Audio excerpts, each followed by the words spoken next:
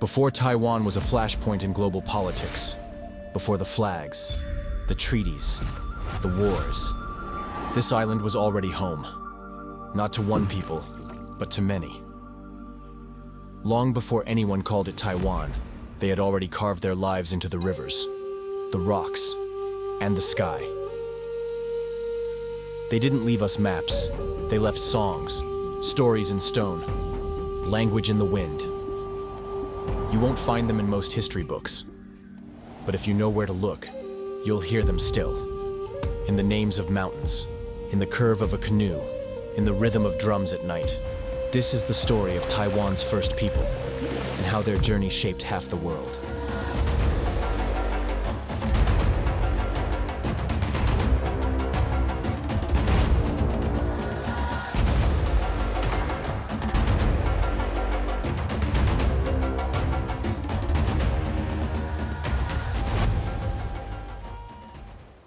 Around 4,000 years ago, a quiet revolution began, not in a palace, but on a shoreline. From the island we now call Taiwan, people stepped into wooden canoes. No maps, no compass, no promise they'd return.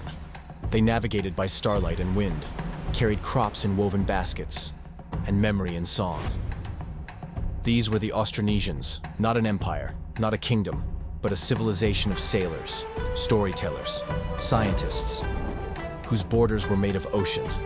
From Taiwan, their descendants would sail farther than any ancient people, to the Philippines, Indonesia, Hawaii, Rapa Nui, Aotearoa, even Madagascar.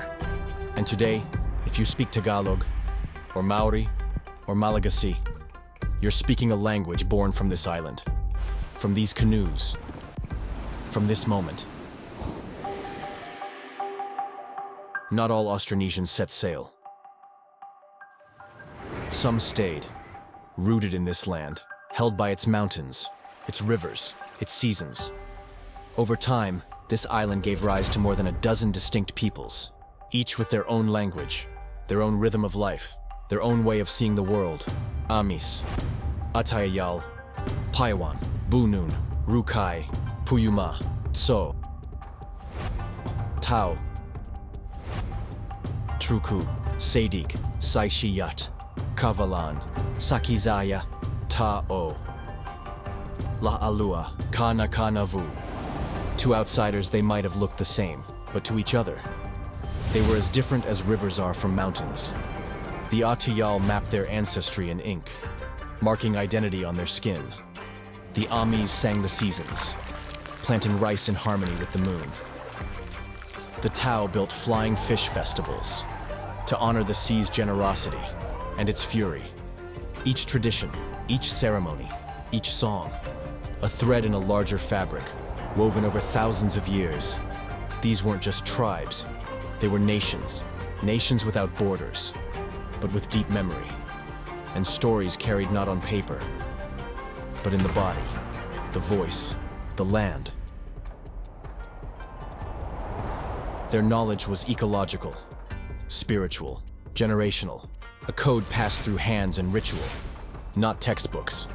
To live here was not to own the land, it was to belong to it. For thousands of years, the people of Taiwan lived without empires. No dynasties, no flags, just ocean, forest, sky, and story. But no island stays untouched forever. At first, it was fishermen from China. Then, Japanese pirates, Portuguese traders, ships that came not to stay, but to take salt, sugar, deer hide, camphor, spice. To the people of Taiwan, these visitors were strange, but not yet threatening. A passing wind, a barter, a shadow. But shadows grow. And soon, ships would arrive not just to trade, but to plant flags, and guns, and names. In 1624, the Dutch came, not as travelers, but as colonizers. They wouldn't be the last. The stories of Taiwan's first peoples were once told by firelight, passed from elder to child, in chant, in dance, in silence. But when the new rulers came, first the Dutch, then the Qing, then the Japanese, and then the Chinese, those stories were pushed underground. In time, children were told not to speak their mother tongues. Temples were torn down, tattoos were banned, drums stopped beating. A 1,000-year memory, nearly forgotten in a single generation. But not lost. In the cracks between systems, in the songs hummed in secret, the memory waited. In the 21st century, a revival began.